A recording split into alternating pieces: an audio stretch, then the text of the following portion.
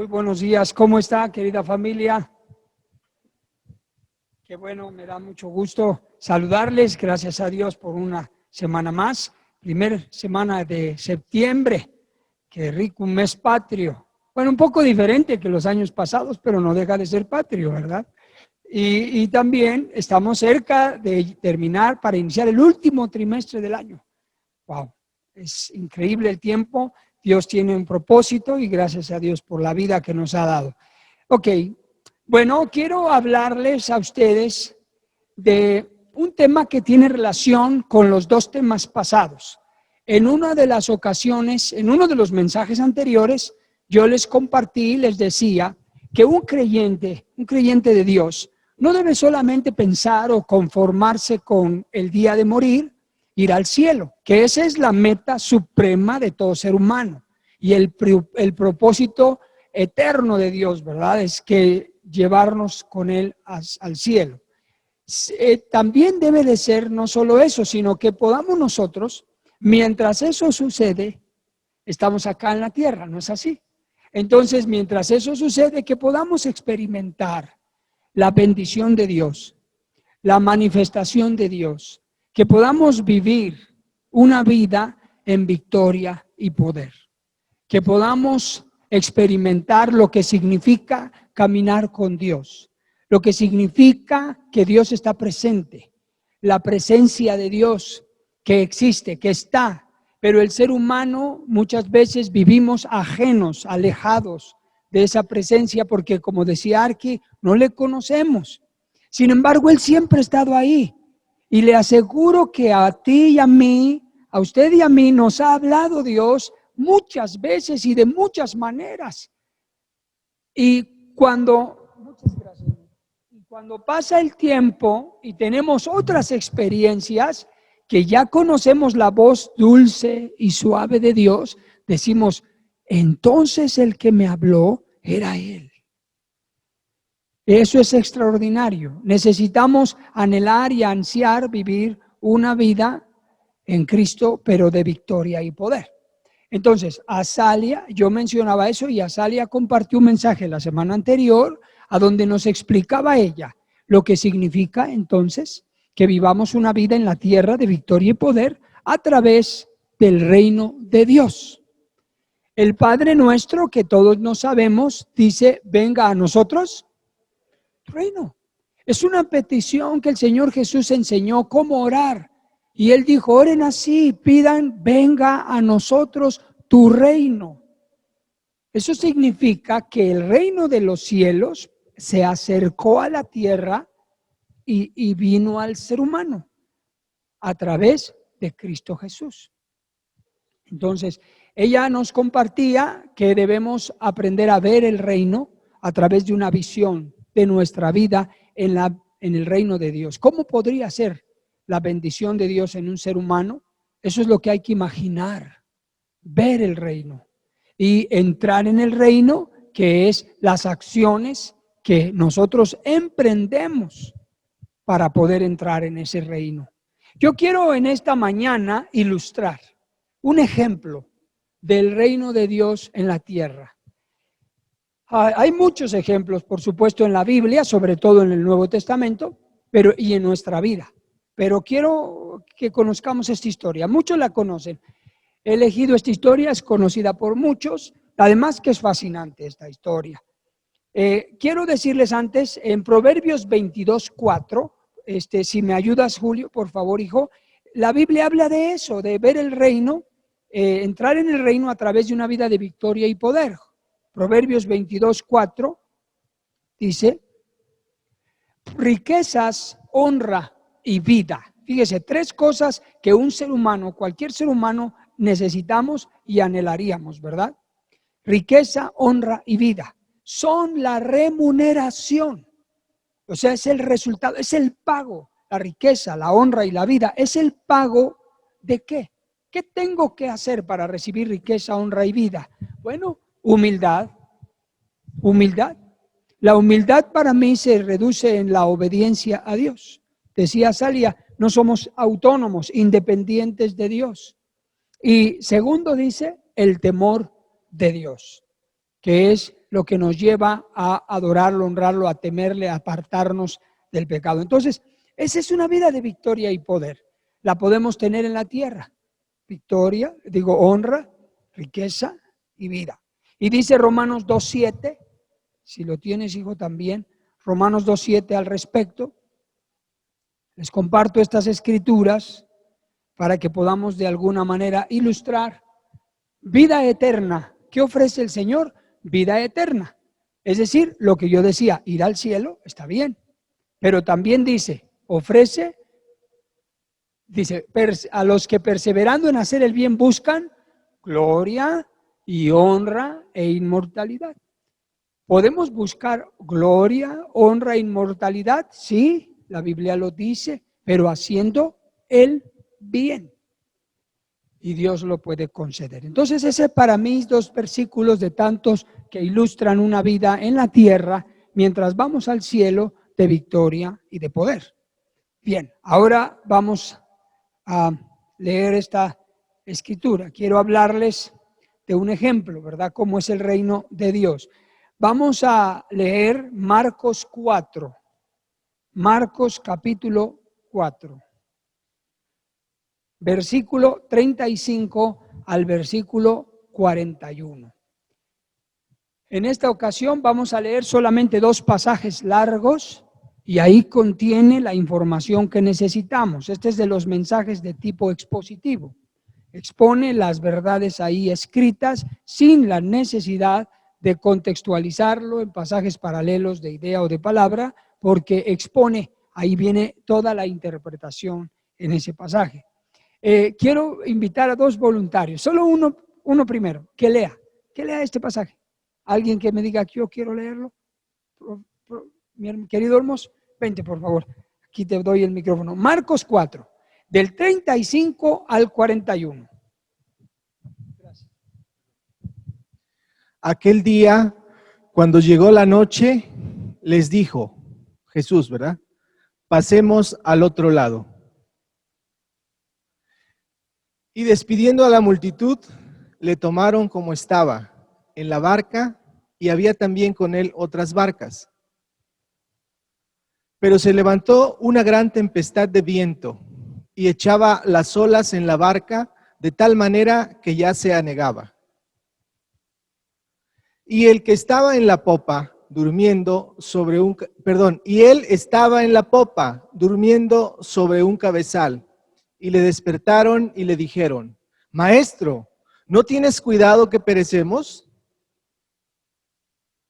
Y levantándose, reprendió al viento y dijo al mar, Calla, enmudece. Y cesó el viento, y se hizo grande bonanza. Y les dijo, ¿por qué estáis así amedrentados? ¿Cómo no tenéis fe? Entonces temieron con gran temor y se decían el uno al otro, ¿quién es este que aún el viento y el mar le obedecen? Gracias, mi querido Olmos. Ok, vamos a analizar. Esta historia está dividida en 2 partes. Esta es la primera parte. El Señor Jesús llama a sus discípulos a una enseñanza. Les va a dar una clase. Les va a enseñar algo muy importante. Yo creo el reino de Dios en la tierra. ¿Cómo es? ¿Qué poder tiene? ¿Y qué resultados da el reino de Dios en la tierra? Porque sabemos que está en el cielo, que Dios es soberano, pero un ser humano necesita verlo y necesita vivirlo. Y eso no es, Dios no está ajeno a eso. Entonces, Él se lleva a los discípulos a esta experiencia, una experiencia misionera. Y en esta experiencia ellos iban a ver quién era Él, su grandeza. En el versículo 35 es importante esta palabra. Jesús dijo, pasemos al otro lado. Si vemos toda la Biblia, además de ser literal, además de ser objetiva, además es subjetiva y también es espiritual. Entonces, si hablamos esto, pasemos al otro lado, en un sentido espiritual, Jesús nos estaría llamando a nosotros y nos diría, ven, pasemos al otro lado. Es decir, Él nos quiere llevar al otro lado, a un cambio de vida. La palabra al otro lado, escrita en el griego, sería metanoia, esa es la raíz griega, y significa al otro lado. Entonces, cuando una persona se arrepiente y cambia su vida, uno está haciendo un giro para ir al otro lado. Entonces, eso es algo importante. Dios nos llama a algo, pero tenemos a veces que ir al otro lado contrario del que estamos yendo en nuestra vida. Pero también Él dice, pasemos. En el siguiente versículo, 36, el Señor sube a la barca con los discípulos, porque pues la barca era un medio de transporte. Pero también la barca en la Biblia se ha empleado varias veces en un sentido espiritual para definir, por ejemplo, la arca o barca. Son dos términos que se relacionan con un material, una figura similar, ¿verdad? En el caso de la barca representa nuestro corazón. Puede ser el arca o la barca de nuestro corazón, un lugar a donde el Señor Jesús va dentro. También puede representar nuestro hogar, el arca o una barca, un lugar a donde el Señor Jesús va a estar dentro. O nuestro trabajo, o la iglesia. Es un medio, un lugar también. En el Antiguo Testamento, por ejemplo, la primera vez que se empleó este símbolo es el arca de Noé. Es un mueble grande, un barco en forma de arca que el Señor Jesús le dijo que construyera para que se salvara. Luego en Moisés, Dios le dijo que construyera un arca, una especie de barca también, de oro puro, a donde irían las tablas de la ley, el maná y una vara que reverdeció. En el Nuevo Testamento, por ejemplo, el Señor Jesús utilizó una barca para predicar uno de sus primeros mensajes. Por cierto, era la barca, al parecer, de Pedro. Se sube en esa barca, la alejan de la playa y predica desde ahí. Y también es un medio. Entonces, nosotros somos una barca en sentido figurado, metafórico. Somos un arca, somos una barca donde el Señor Jesús está dentro de nosotros. Y pasaron, ¿verdad? Dice la Escritura, al otro lado. Ahora, dice el versículo 37 que se levantó una gran tormenta. ¿Pudieron leerlo? Ahí lo tienen en su Biblia, en el verso 37. Se levantó una gran tormenta que azotaba, ¿verdad?, la barca y echaba las olas. Ese viento que se levantó, provocó que el mar se agitara y se levantara grandes olas que echaba el agua dentro de la barca. Y casi se hundía esa barca de tan fuerte que estaba el viento, y la barca, ya imaginará usted, toda moviéndose de un lado a otro y llenándose de agua. Yo pienso, o si observamos esto, dice que se levantó un gran viento, ¿verdad? Una tempestad de viento. Si usted y yo podemos ver, ¿cree que usted y yo, si salimos y vemos el cielo, pudiéramos saber si viene una tormenta o no? Se puede, ¿verdad? Porque uno sale y ve oscuro, negro, cerrado el cielo, y uno dice, viene una tormenta, una lluvia tremenda. ¿Qué haría un capitán de barco, un marinero? ¿Qué haría un pescador? ¿Zarpa? No zarpa. Lo que significa que, entendiendo esto, estaba todo tranquilito, el cielo tranquilito. Por eso yo pienso que de repente se levantó ese viento. No estaba, el viento apareció. Y tiene mucho sentido en el contexto que vamos a leer más adelante. Y ese viento pues les causó esa amenaza. Y los discípulos, en el versículo 38 dice que el Señor Jesús estaba durmiendo en la parte de esa barca, y estaba él durmiendo y lo despertaron con mucho temor, agitados, asustados, pues cómo no, ¿verdad? Pero estaban atemorizados y le dicen, maestro, ¿no tienes cuidado que vamos a morir?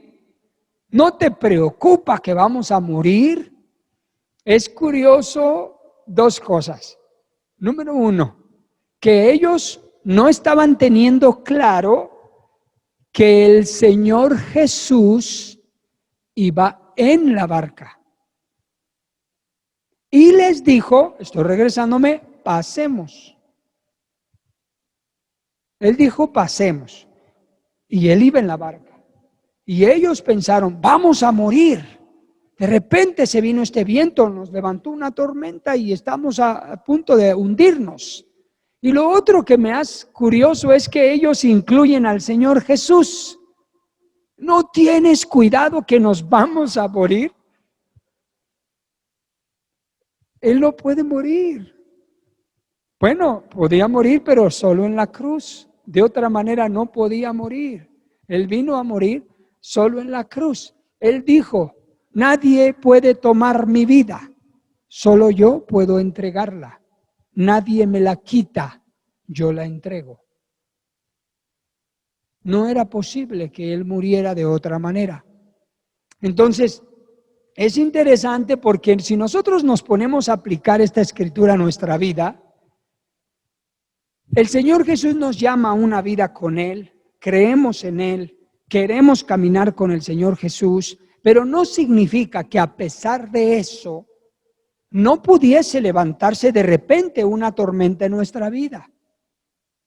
A pesar de que el Señor Jesús nos dijo, ven, vayamos juntos a esto, y el Señor nos llame o vayamos con Él y Él vaya con nosotros, repito, no significa que estemos exentos de que de repente algo o alguien levante una tormenta en nuestra contra y pudiese ser tan amenazante que nos daría miedo hasta de morir, es decir, peligro de muerte.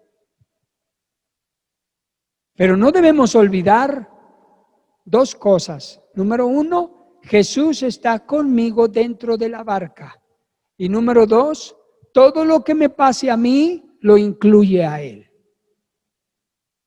Por lo tanto, Salmo 23 dice, el Señor es mi pastor, nada me faltará, aunque ande en valle de sombra y de muerte, no tendré temor alguno, porque tú vas conmigo. Eso nos habla de un nivel de paz, de serenidad, de tranquilidad. No es ausencia de temor, pero sí es un control en el que estamos de nuestro estado emocional y mental. ¿Por qué? Porque sabemos que el Señor Jesús está ahí conmigo, se comprometió y yo estoy con Él. No voy solo. Y eso nos debe hacer saber a nosotros que tenemos, ahora lo que viene para no adelantarme, Jesús se levantó, verso 39, y reprendió el viento. Reprendió el viento que estaba causando esa tormenta y dijo al mar, calla, enmudece.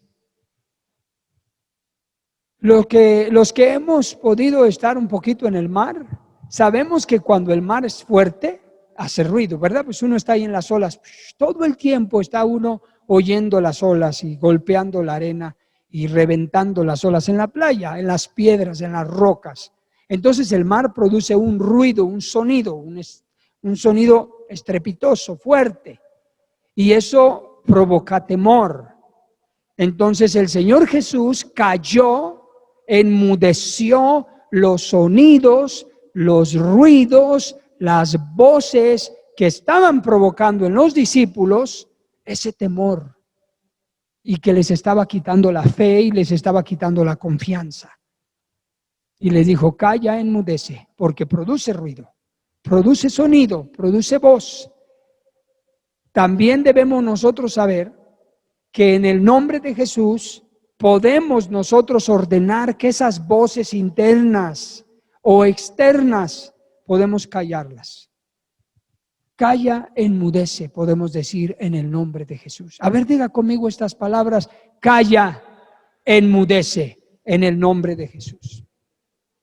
Puede haber quizá una voz, a lo mejor la tormenta que se está levantando trae una voz que nos está llenando de inseguridad, de temor, nos está amedrentando, nos está afligiendo, así como aquel gigante, ¿verdad? De David y Goliat, que todos los días, por 40 días, 2 veces al día, 80 veces, se paraba ese animal, disculpen la expresión, ese hombre inmensamente alto, Y se paraba y les decía, pelee alguien conmigo, pelee alguien conmigo. No sé cuántos en la escuela se echaron un tirito. Y a mí me tocó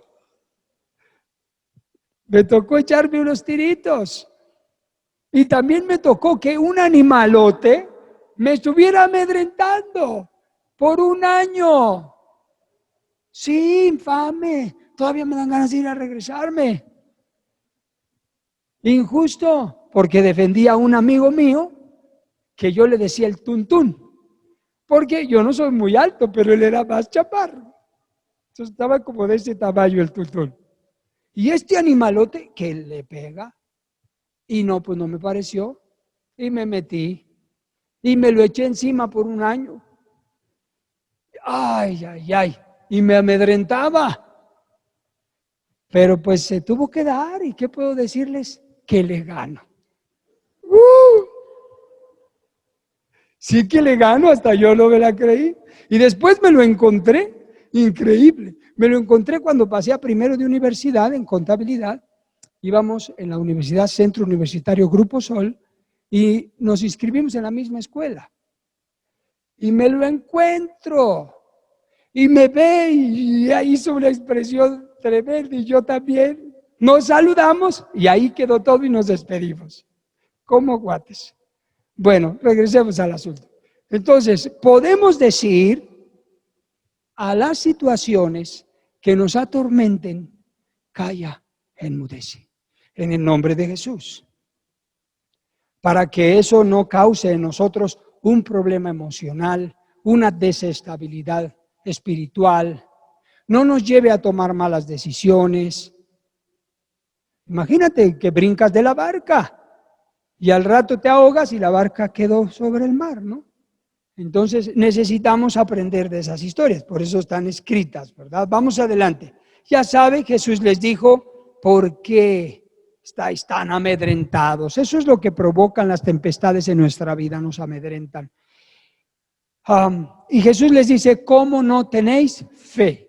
¿Qué es la fe? Bueno, según la Biblia en Hebreos 11:1, la fe es la certeza de lo que se espera. Es certeza, tengo certeza de lo que espero recibir. Y convicción de algo que no veo. Eso dice el apóstol Pablo. Pero en este sentido, tener fe en el Señor Jesús, que va conmigo y que lo que me pueda pasar a mí, lo incluye a Él.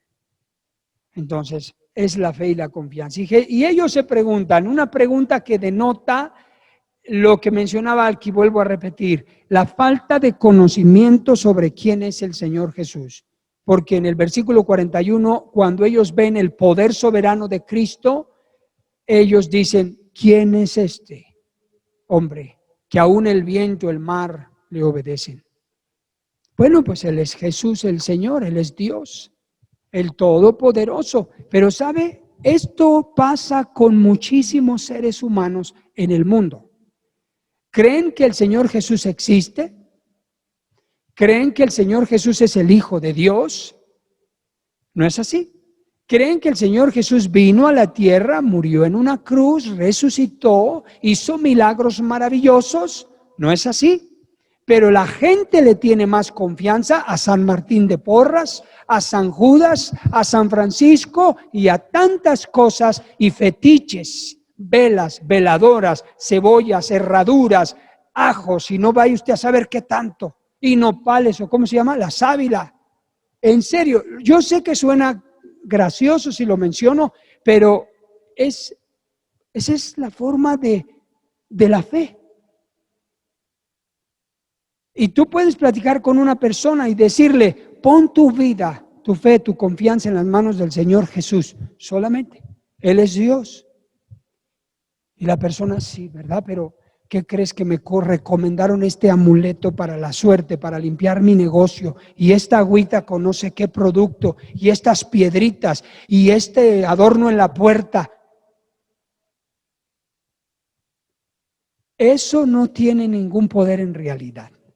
El poder que Él se le da es mi fe puesta en eso. Pero Jesús el Señor tiene poder en sí mismo, autor y consumador de la fe. No podemos reducir a Jesús ni compararlo siquiera con todo eso junto. Es ofensivo para el Señor que lo comparemos.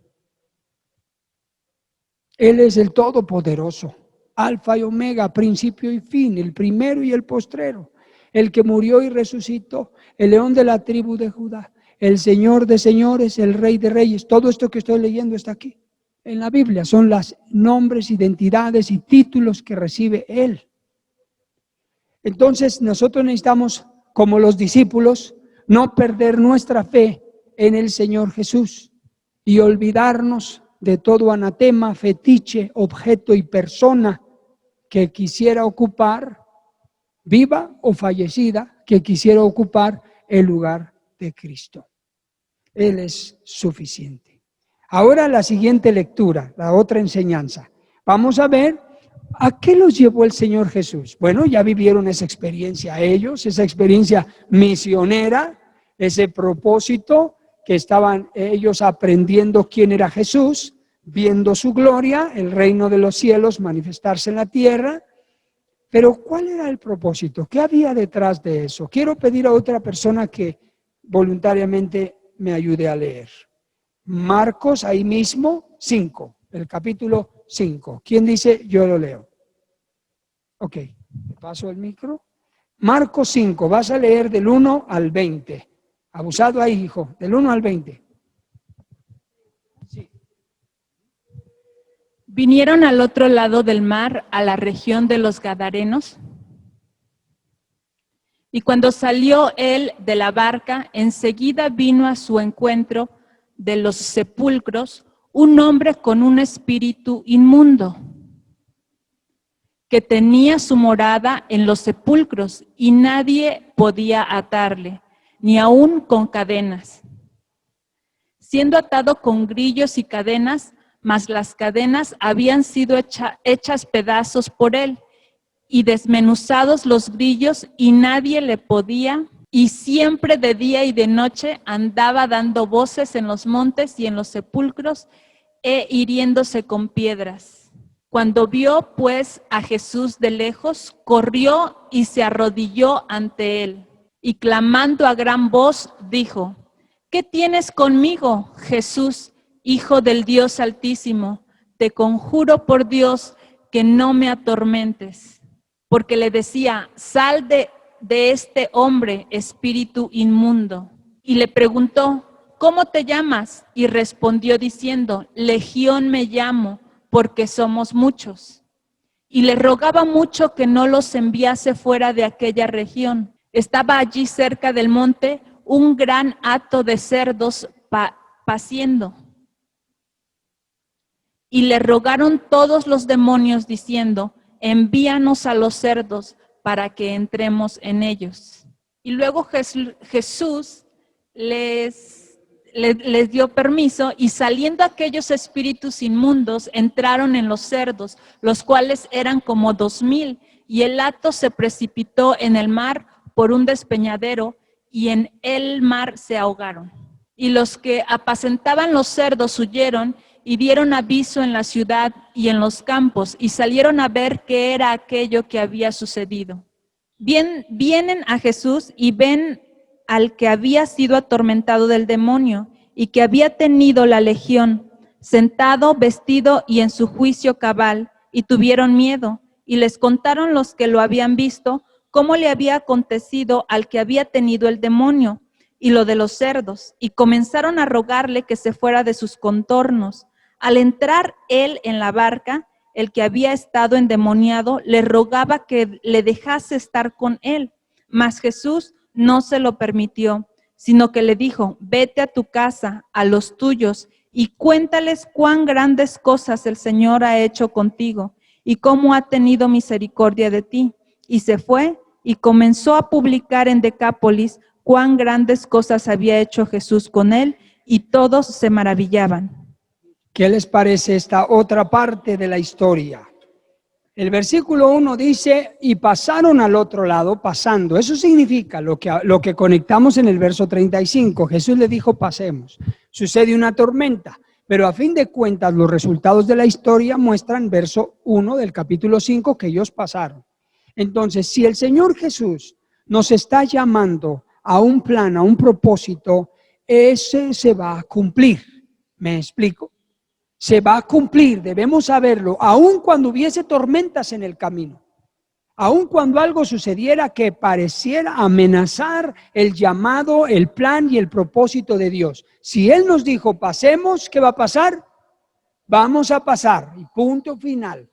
Si Él dijo, vas a ir, y vas a hacerlo, lo vas a hacer. Obviamente que a nosotros en el proceso, si hay situaciones que se levantan, pues claro, nos llena de temor, dudas, inseguridad. Pero si recordamos, ¿qué me dijo el Señor? ¿Y quién lo dijo? Entonces yo me lleno de seguridad y pasamos, y lo lograremos. Ahora Él va a ir conmigo, no iré solo, y Él no puede morir. Si yo fracaso, Él va a fracasar, conmigo me refiero.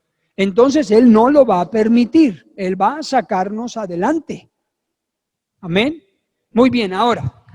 Hay una, así, denle un aplauso a Cristo, sea toda la gloria. Gracias, Señor Jesús.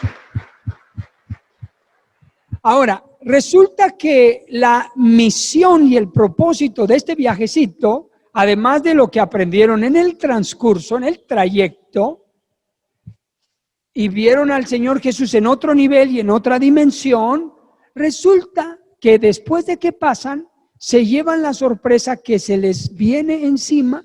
Les sale al encuentro un hombre, un ser humano, pero no era normal. Ese ser humano tenía un espíritu que lo estaba amedrentando, afectando, destruyendo, quitándole su capacidad mental, dañando su cuerpo.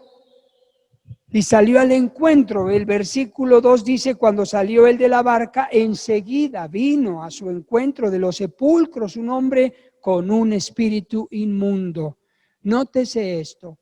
Lo que vamos a aprender a partir de este momento es la actividad de los demonios, su existencia y sus formas de conducirse, y sus poderes y sus capacidades demoníacas. Y estamos leyendo el Nuevo Testamento y estamos hablando del Señor Jesús en su encuentro con los demonios y de los demonios con el Señor Jesús, porque a veces nosotros los seres humanos podemos ser escépticos y creer que no hay demonios que influyen a personas. Sí, hay demonios que influyen personas. Hay demonios que tienen posesión de lugares, territorios. Y los demonios hablan, saben, piensan, se mueven, actúan, son estrategas, etcétera.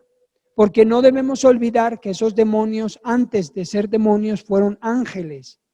Y eran ángeles gloriosos y sabios, y pertenecen a un ámbito sobrenatural, no tienen nuestras capacidades, están por encima de nuestras capacidades. No perdieron sus poderes cuando se convirtieron en demonios, perdieron su dignidad, pero no sus poderes, no su naturaleza con la que Dios los creó. Entonces, necesitamos saber que el reino de los cielos, cuando viene a la tierra, no solamente es campanitas de Belén en Navidad, es luchar en contra de otro reino que está en el lugar del reino de los cielos. Y que obviamente ese reino de los cielos viene a la tierra y va a pelear un encontronazo para poderlo quitar y establecer el reino de los cielos. Y esta historia es fascinante porque lo muestra. Ahora veamos adelante el verso 3. Tenía su morada en los sepulcros. Veamos las condiciones de este hombre. Tenía su morada en los sepulcros. ¿Por qué? Porque la palabra sepulcro tiene que ver con muerte. Satanás tiene relación con la muerte. Por esa razón, no es un ángel, la muerte que veneran, si me explico, ¿verdad? Yo no le digo santa muerte porque no puede ser. La palabra santo es una palabra que solo pertenece a Dios. Entonces, la muerte no es un ángel como se ha creído o se ha enseñado desde púlpitos tradicionales y autoridades eclesiásticas. La muerte es la muerte, es el espíritu de muerte y es Satanás mismo. Entonces vive en los sepulcros y nadie puede atarle ni con cadenas. Dice aquí este hombre, porque muchas veces había sido atado con grillos y cadenas, mas las cadenas habían sido hechas pedazos por él y desmenuzado los grillos y nadie le podía dominar. ¿Por qué no podía suceder esto con un ser humano? Era un ser humano que estaba descompuesto, que estaba de cabeza, su vida estaba perdida, extraviada, agresivo, violento, apartado, vivía en los sepulcros, se lastimaba, conductas autolesivas, es decir, se lesionaba. ¿Por qué? Porque había una influencia demoníaca dentro de él. Y esto pasa con muchos seres humanos. Yo no digo que todos los seres humanos puedan estar poseídos por demonios, pero sí influidos e influenciados por demonios, eso sí. El demonio puede estar tanto dentro de una persona como al lado de una persona. Igual que Dios. Dios puede estar tanto dentro de un ser humano como estar solo al lado, porque el ser humano no le abre la puerta al Señor y Él está al lado hablándole, animándole, redarguyéndole. Entonces son la actividad de los demonios. Versículo 6. Cuando vio pues a Jesús de lejos, dice la Escritura, corrió y se arrodilló ante él. Esto me fascina. Fíjese lo que hizo este hombre con el demonio adentro. Corrió y se arrodilló ante él desde que lo vio. Y dice el verso 7, y clamando a gran voz dijo, ¿qué tienes conmigo, Jesús, Hijo del Altísimo, del Dios Altísimo? Te conjuro, te ruego por Dios que no me atormentes. Es curioso, díganme ustedes, ¿quién sabía más de Jesús? ¿Los demonios que estaban en el cuerpo de este hombre o los discípulos que venían caminando con Jesús? Los demonios. Los discípulos se preguntaron, ¿quién es este hombre? El demonio, desde que lo vio venir, supo quién era. Y se postró ante él y le dijo, Jesús, Hijo del Dios Altísimo, no me atormentes. Él es el Señor, es Hijo del Dios Altísimo, no es un ser humano común con autoridad espiritual y tiene poder para atormentarme. Poder sobre mí, decía el demonio. Debemos saber, dice el apóstol Santiago, que los demonios conocen al Señor, creen en el Señor y tiemblan ante el Señor. Y aquí lo vemos. Él sabía quién era Jesús. Él sabe, hermanos. Es algo que nos conviene saber, valga el pleonasmo. Si alguien sabe mejor que tú, mejor que yo, quién es el Señor Jesús, es el demonio. Si alguien sabe de su grandeza y de su poder, es el demonio. Por eso no podemos echar al demonio fuera con un poder menor que el del Señor Jesús. No se puede. Porque solo ante Jesús, Filipenses capítulo 2, versículo 8, 9 y 10. Porque el Señor le dio un nombre al Señor Jesús sobre todo nombre, para que en el nombre de Jesús se doble toda rodilla, toda es toda, de los que están en el cielo, en la tierra y debajo de la tierra. Y toda lengua confiese que Él es Jesús el Señor. Y esto, Filipenses 2, aquí está. El demonio se postró ante él Y no solo se postró, confesó quién era él. Así que el día que usted quiera combatir a un demonio, por favor no utilice nada que no sea el solo nombre de Jesús. Eso es todo. Jesucristo dijo, Marcos 16, 17 en adelante, en mi nombre echarán fuera demonios. Y dijo también en los evangelios, todo lo que pidáis al Padre en mi nombre, el Padre os lo hará. Romanos 10, 9, si confiesas al Señor, y luego el verso 13, pues todo el que invoque el nombre del Señor será salvo. Y luego dice Pablo a Timoteo, porque no hay otro Dios. Primera Timoteo 2:5, porque hay un solo Dios y un solo mediador entre Dios y los hombres.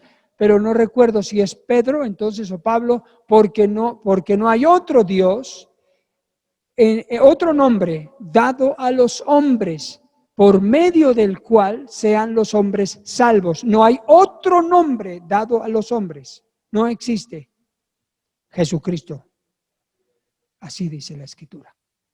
Entonces, familias, somos bienaventurados, bendecidos con conocer esto. ¡Qué maravilla! Porque no se imagina las herramientas que estamos adquiriendo poderosas para cambiar nuestra situación, nuestro presente a mediano, corto y largo plazo. En otras palabras, para ver el reino de los cielos. Pero honestamente quiero confesar de mi parte, y creo yo de la parte de ustedes, que nos ha hecho falta más fe y más dinámica de fe en las oraciones efectivas. Porque dice, por ejemplo, Mateo 11, que el reino de los cielos sufre violencia. Fíjese, el reino de los cielos sufre violencia, pero no en el cielo, aquí. Y los valientes lo arrebatan. Nos ha hecho falta. Y necesitamos despertar nuestro espíritu. Y se lo voy a decir de una vez porque no lo tengo anotado aquí en mis notas, no sea que se me vaya a olvidar. Necesitamos despertarnos a la oración. Yo sé que ora, porque fomentamos mucho esto aquí en la iglesia. Y yo sé que ora, pero ore más. Y no solo ore, haga guerra espiritual. ¿Cómo hacemos la guerra espiritual? Pues echando fuera demonios, reprendiéndolos, como dice aquí, calla, enmudece. Y te reprendo en el nombre de Jesús. Necesitamos orar más por nuestra ciudad, por el Estado, por las autoridades. Necesitamos creer y confiar que esto natural tiene dominios en lo espiritual. Quiero mostrárselos aquí. Después dice acá, verso 7, verso 8, dice, porque le decía a Jesús, por eso no me atormentes, Jesús le decía, sal de este hombre espíritu inmundo. Verso 9, y le preguntó Jesús al espíritu inmundo, fíjese el diálogo, ¿cómo te llamas? Respondió diciendo, Legión. Los demonios tienen nombre. La Biblia describe varios nombres, principados, potestades, gobernadores, huestes de maldades, serpientes, escorpiones, león rugiente, y aquí Legión. Y hay varios nombres. Legión me llamo porque somos muchos. Ahora ya está revelándose. Miren los datos que salen del diálogo. Ahora no es un hombre endemoniado nada más. Ahora resulta que el demonio le está diciendo a Jesús, somos muchos, ¿verdad? Ya está soltando, ¿verdad? La información. Somos muchos, quiero confesártelo. No nos atormentes, hablaron en plural. Luego dice el versículo 10, y le rogaba mucho que no los enviase fuera de aquella que. Oh, atención. No le dijo, te rogamos que no nos eches fuera del cuerpo. No nos eches de la. Entonces yo me imagino esto así.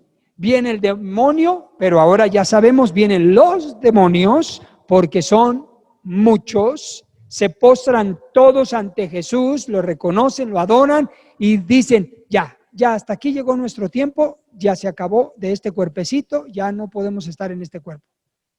pero vamos a negociar con el Señor, que no nos quite, ya del cuerpo ya no hay negocio, pero que no nos saque de la región. Entonces, no nos saques de la región, queremos seguir aquí.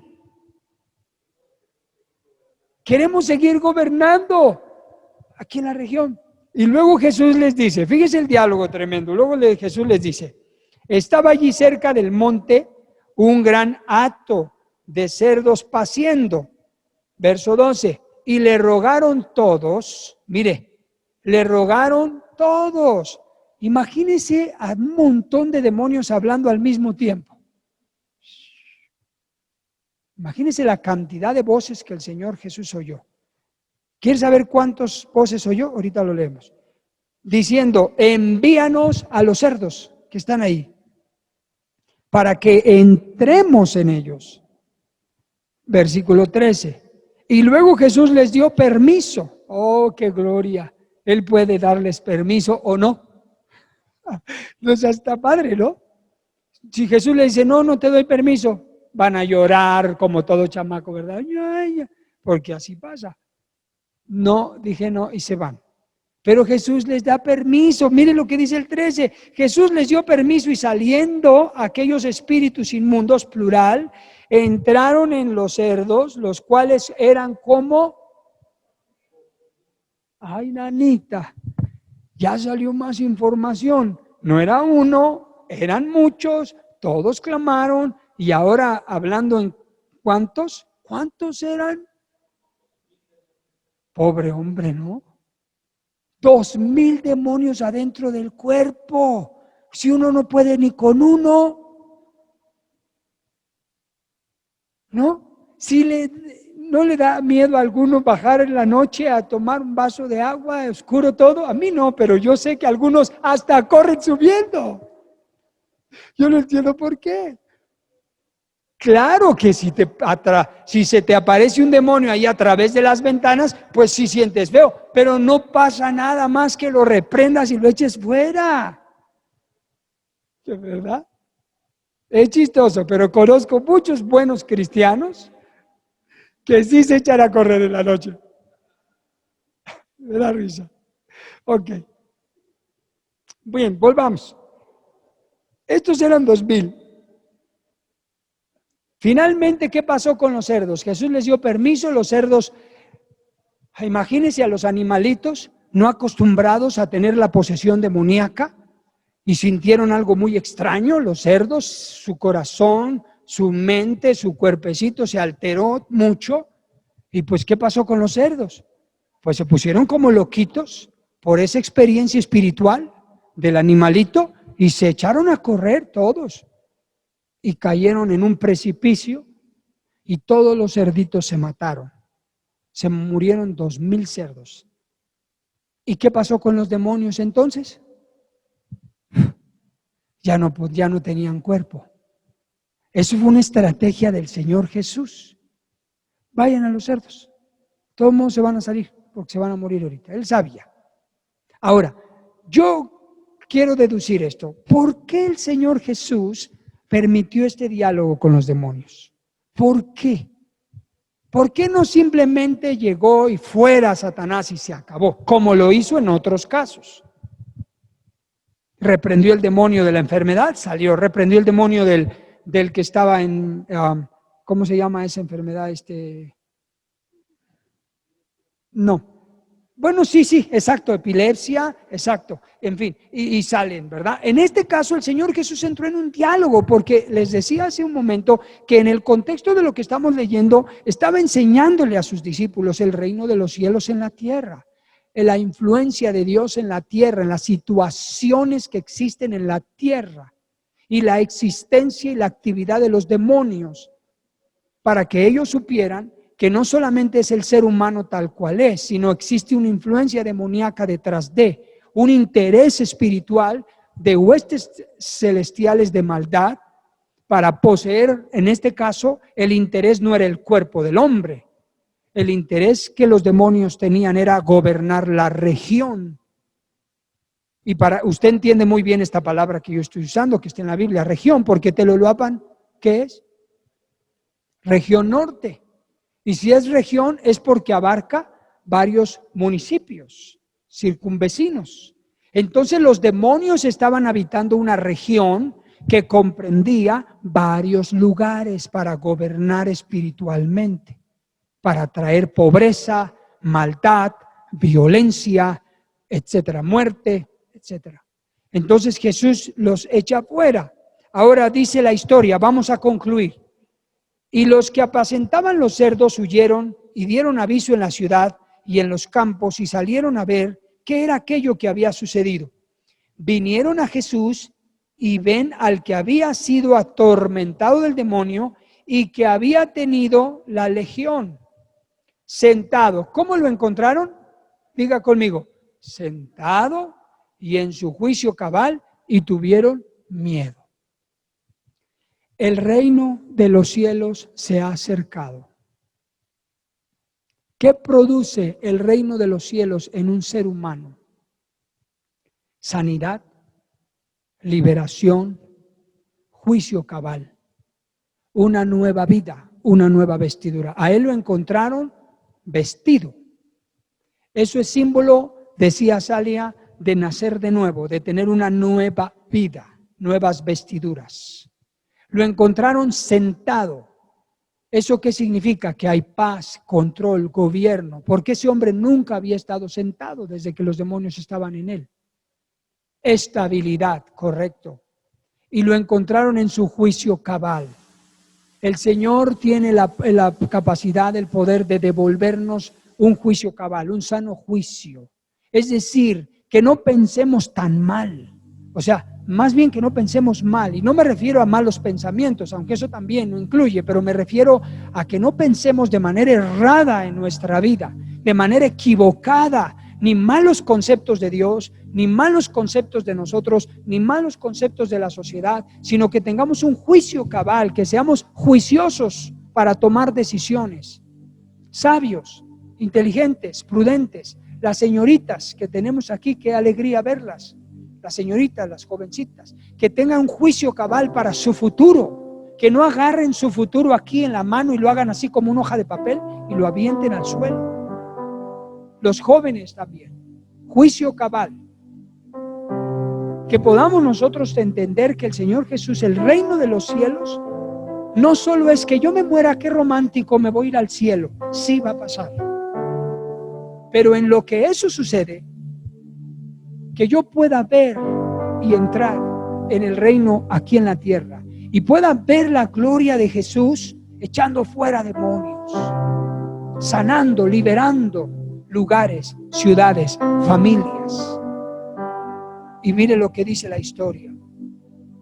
Los que contaron y les contaron estos hombres, ¿verdad?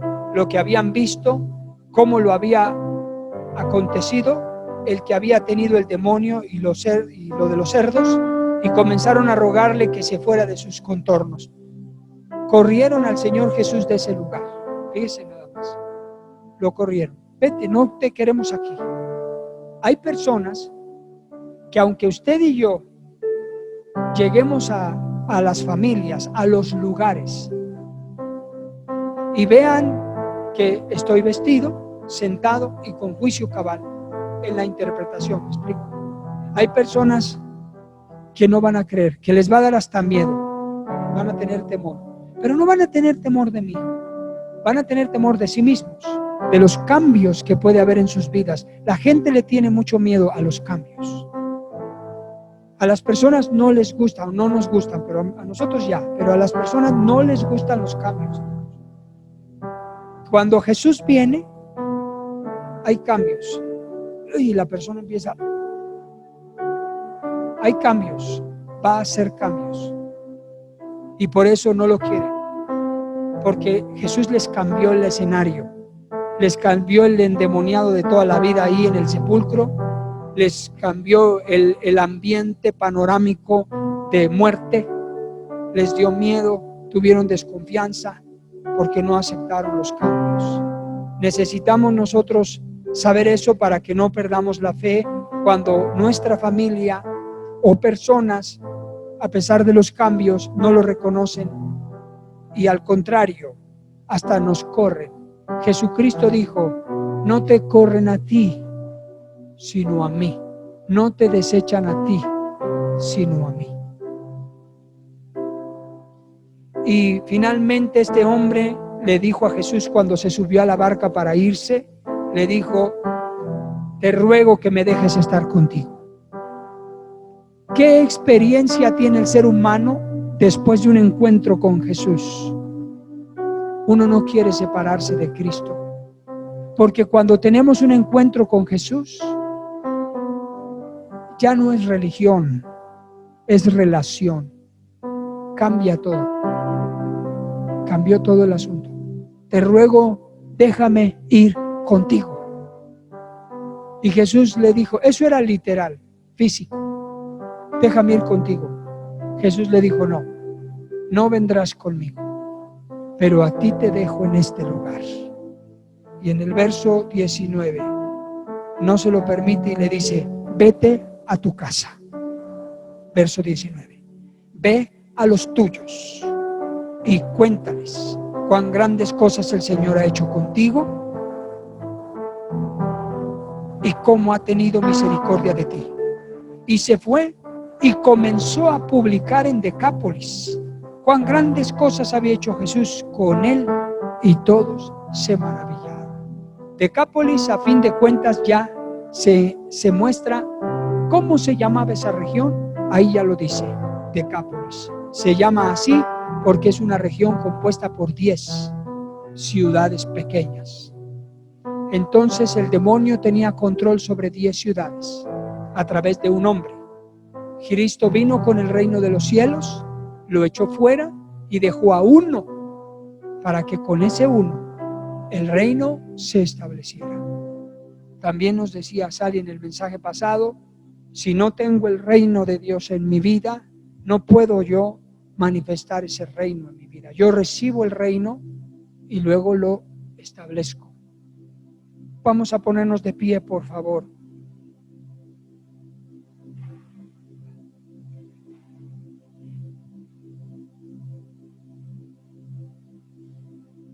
Yo concluyo que la tormenta, el viento, la tempestad que se levantó repentina, ahora puedo pensar que esa la levantó los demonios que estaban al otro lado y que vieron venir a Jesús en la barca con los discípulos y lo quisieron detener a medio camino.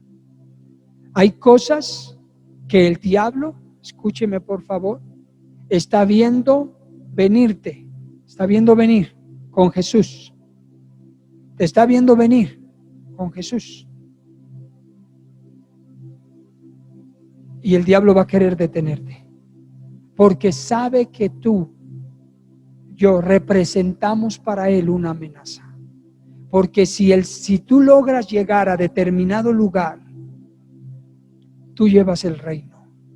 Jesús va en ti, entonces tú lo vas a establecer. Y vas a echar fuera el reino de las tinieblas. Y entonces ahí es donde nace la luz, donde Jesús nos pone como luz. Así que vamos a orar. Vamos a cerrar nuestros ojos un momento y vamos a hacer una buena oración nacida de la Escritura, de esta Escritura. Debe saber cada uno que el Señor Jesús desea ir en la barca contigo y tú con Él. Que el Señor Jesús desea llevarte al otro lado, a un nuevo nivel, a una nueva experiencia, a un lugar a donde establezca tu reino, su reino a través de ti, y echar fuera todo reino de tinieblas y cambiar vidas, cambiar vidas.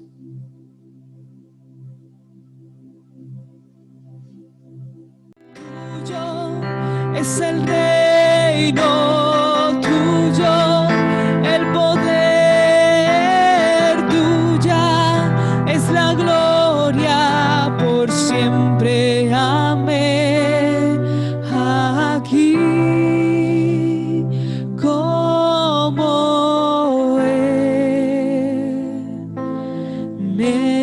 el cielo, que el cielo